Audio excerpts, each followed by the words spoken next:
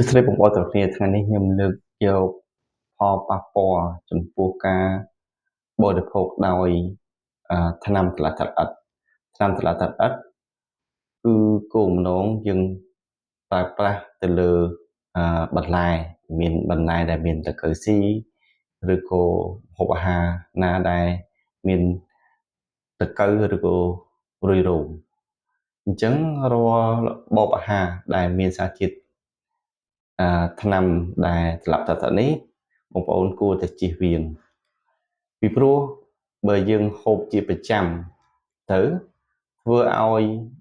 ប៉ះពាល់ដល់សុខភាពដូចជាឲ្យប្រព័ន្ធការពារយើងចុះខ្សោយយើងវិលមុខឈឺក្បាលពូតចង្អោរហើយនឹងជាតិពុលនៅក្នុងថ្លើមខ្លាំងហើយមួយទៀតអាចបើយើងហូបជាប្រចាំនៅជាប្រចាំប្រហ្មងអាចធ្វើឲ្យមានការរហូតដល់កើតមហិខប់ឈាមហើយស្បែកហើយវៀនហើយចំពោះការ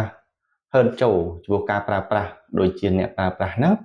ដូចជាបាញ់ស្រូវឬក៏បាញ់បន្លែហ្នឹងវាអាចឲ្យកើតទៅលើមហិសួតជាដើមអញ្ចឹងរាល់ដែលការបរិភោគ